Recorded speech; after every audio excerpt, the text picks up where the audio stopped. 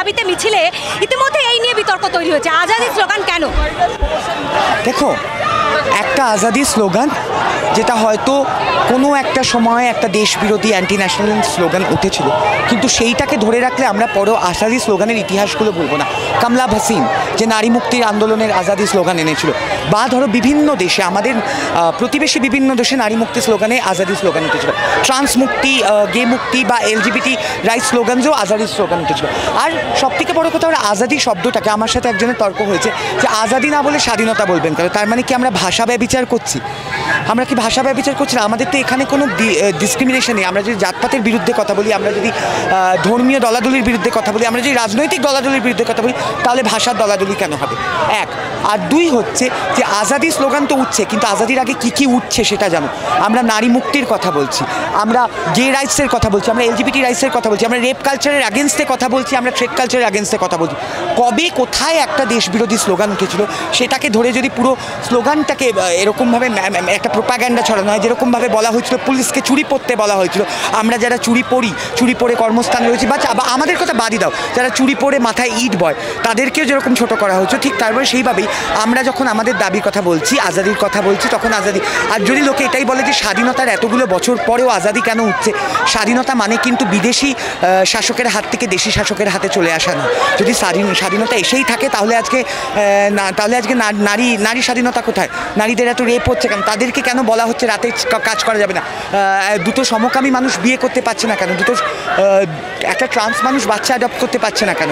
ঠিক আছে, এত জাতপাতের জন্য। আমরা এই কিছুদিন আগেও জানি হাতরাসে একটা 2 বছর ক্লাস 2-এর বাচ্চাকে কুসংস্কারের জন্য খুন করা হয়েছে। এই কথাগুলো উঠে আসছে না কেন? যতদিন অবধি এই ব্যবিচার থাকবে, যতদিন অবধি এই অন্যায় অবিচার থাকবে, যতদিন অবধি এই বিভাজন থাকবে, ততদিন আজাদির স্লোগান উঠবে। কিন্তু হ্যাঁ, অবশ্যই কেউ যদি কোথাও গিয়ে একটা অ্যান্টি ন্যাশনালিস্ট স্লোগান তুলে থাকে, সেটা আমাদের দায় নয় আমরা যারা এই স্লোগান তুলছি। কারণ দেখুন, নাগরিক মঞ্চের কোনো নেতৃত্ব হয় না।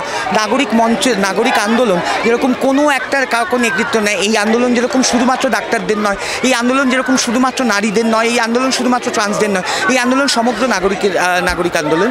ঠিক সেরকমভাবেই কোথায় কোন একটা স্লোগান তো মানুষমুখী হয়, কে কোথায় স্লোগান তুলছে তার মানে সবাই সে তার দায় নেয় না। হ্যাঁ, আমরা দায়িত্ব নিয়ে কি করতে পারি, যে যদি দেখি যে অ্যান্টি ন্যাশনাল স্লোগান উঠছে, আমরা সেটাকে হাইজ্যাক করে আমরা ঘুরিয়ে দিয়ে ন্যাশনালিস্ট স্লোগান নিতে পারি। ঠিক আছে, কারণ আমি আমার সংবিধানের উপরে প্রচণ্ড বিশ্বাস করি। আমার সংবিধান যদি লিখে দেয় কোথাও গিয়ে যে আজাদি স্লোগান দেওয়া যাবে না, এরকম যদি অ্যাক্ট পাস হয়, সুপ্রিম কোর্টে যদি পাস হয়, আমরা সত্যি বন্ধ করবো। কিন্তু নতদিন আগে অবধি আমি তো বারবার বলে যাবো যে হ্যাঁ, নারী মাঙ্গে আজাদি, মেরি চুরি वाली आज़ादी, मेरी साड़ी वाली आज़ादी, हर गे मांगे आज़ादी, हर ट्रांस मांगे आज़ादी, ये जात पात से आज़ादी।